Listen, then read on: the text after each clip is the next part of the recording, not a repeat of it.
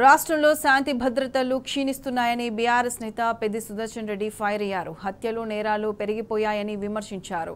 విపక్ష కార్యకర్తలపై పోలీసుల వేధింపులు రెట్టింపయ్యాయని మండిపడ్డారు. మా కార్యకర్తలపై కేసులు, మా నాయకులను చేర్చుకోవడమే ప్రజాపాలన అని ప్రశ్నించారు. సోషల్ మీడియాలో పోస్టులు పెట్టినా థర్డ్ డిగ్రీ ప్రయోగిస్తున్నారు. మేం బరాబర్ ప్రశ్నిస్తాం, మా కార్యకర్తలకు అండగా ఉంటామని కాంగ్రెస్ ని హెచ్చరించారు పెద్ది సుదర్శన్ రెడ్డి. కార్యకర్తల పట్ల కూడా పోలీసుల వేధింపులు రెట్టింపైనాయి. సోషల్ మీడియాలో పోస్టులు పెడితే కూడా థర్డ్ డిగ్రీ ప్రయోగిస్తున్నటువంటి పోలీస్ అధికారులు, పాలకులు, ఈ జిల్లా మంత్రులు ఒకసారి ఆత్మవిమర్శ చేసుకోవాలి. ఒక విచిత్రమైనటువంటి, ఒక ఉన్మాదపూరితమైనటువంటి అన్రెస్ట్ అనేది ఈరోజు తెలంగాణ సమాజంలో వచ్చింది. వరంగల్ జిల్లాలో, పాత జిల్లాలో కూడా వచ్చింది. ముఖ్యంగా యువత పెడదోవ పడుతున్నారు. ఎవరెవరి ప్రాంతంలో లా అండ్ ఆర్డర్ ఫెయిల్ అయిందో సమీక్ష చేయాల్సినటువంటి బాధ్యులు హోంమంత్రి గారు. ఇలా హోంమంత్రి లేకపోవడం దురదృష్టకరం తెలంగాణ రాష్ట్రానికి. అది సీఎం గారి దగ్గర, రేవంత్ రెడ్డి గారి దగ్గర శాఖ ఉన్నది. వరంగల్ నగరానికి టఫెడ్కో కింద 200 కోట్ల రూపాయల నిధులు వచ్చినాయి. ఎక్కడ కూడా పనుల పురోగతి లేదు.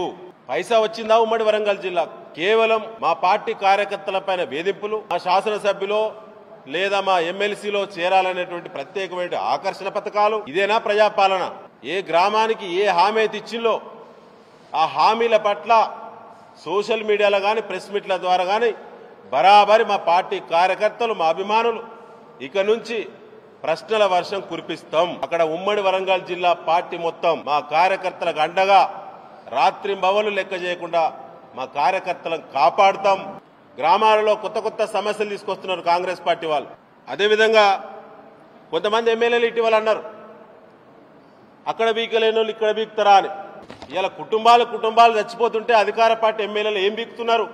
కుటుంబాలను ఈ ప్రభుత్వంలో హత్యలు జరుగుతుంటే అధికార పార్టీ ఎమ్మెల్యేలు ఏం బీకుతున్నారు? వరంగల్ జిల్లాలో నర్సంపేటలో జరుగుతున్న ఘటనలు, మీ నియోజకవర్గాల్లో తీవ్రమైన ఘటనలు జరుగుతుంటే మీకు ఓట్లేసిన ప్రజలను మీరు కాపాడుకోకుండా ఏం బీకుతున్నారు? ఇప్పటికైనా ప్రశ్నకు ఆన్సర్ రావాల్సిన పద్ధతిలో వస్తుంది.